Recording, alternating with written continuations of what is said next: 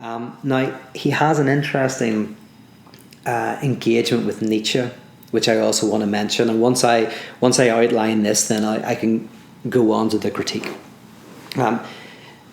For Nietzsche, one of his famous ideas is the idea of resentment, and he calls it ressentiment. He uses the French term, so he's talking about a form of resentment in a technical sense.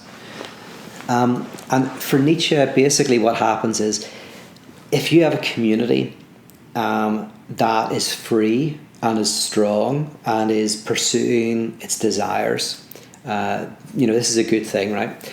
But if that society is then enslaved, that society cannot show its anger and aggression, because otherwise you'll be killed, right? So what you do is you take that strength and you turn it inward, and it becomes resentment. So you can't actively kill your enemy because you're enslaved by them. So what you have to do is you resent your enemy.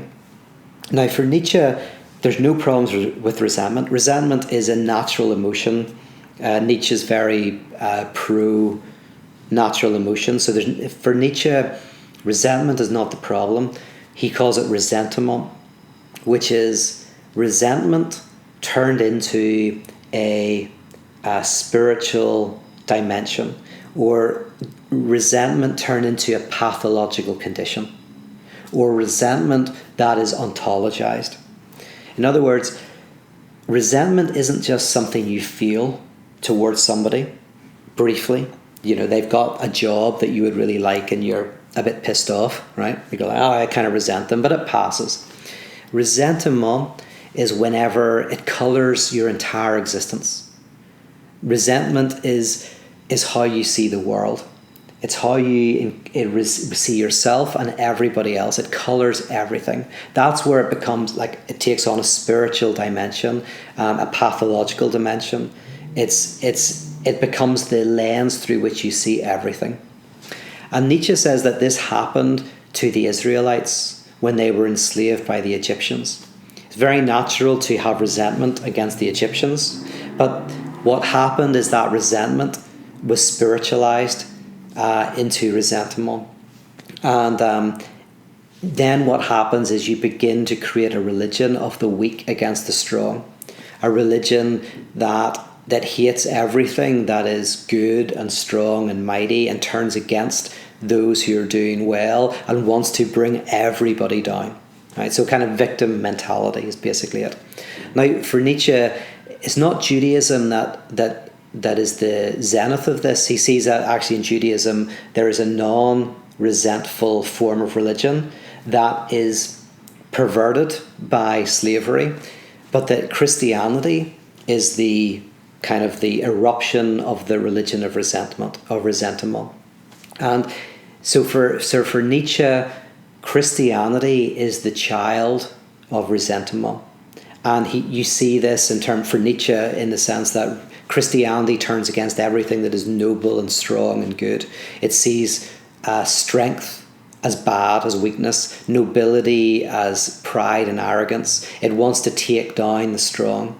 It wants to put those people who have something in this world into hell, to condemn them to eternal death. And so Nietzsche sees in Christianity, although he sees Christ as an exception to this, but in Christianity as it's expressed, he calls it a slave morality, a resentful type of existence.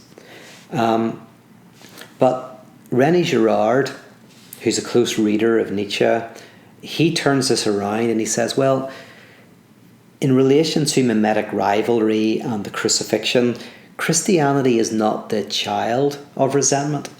It's actually the mother of resentment.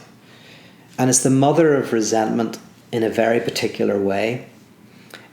Girard says that the insight of Christianity, which is the end of the scapegoating mechanism, confronting us with our originary violence, theology, original sin, right?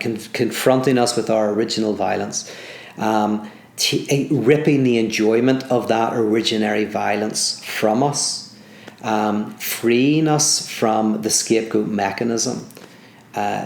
that's the meaning of Christianity. That's the crucifixion. However, this insight happens within a scapegoating world.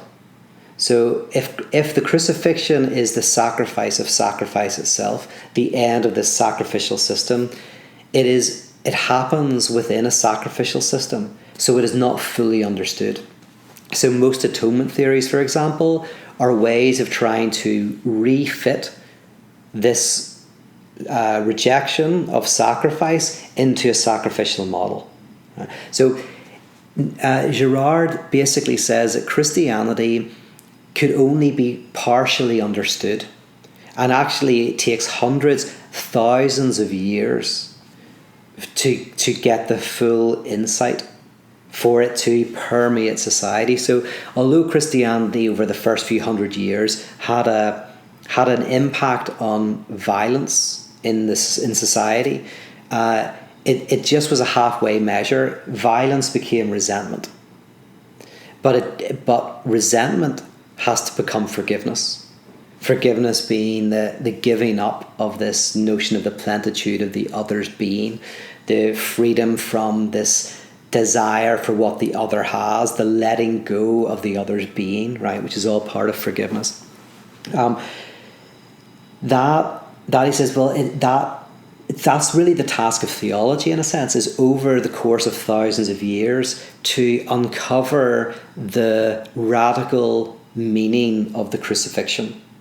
So that's what theology is, the uncovering, or what it should be, the uncovering of the truth of the crucifixion, the peeling away the mythology that surrounds us, that surrounds that narrative, and helping that permeate society through liturgical practice. Right? So there's I suppose a reading of theology at its best, peeling back the mythology of the crucifixion, revealing it as the truth of the originary violence of society, through the practices of church life, helping us walk into that insight, giving up violence and resentment through forgiveness, and by doing that in communities all over the world, having a positive impact on the political dimension, where we see that breakdown of the scapegoating mechanism within politics itself. All right.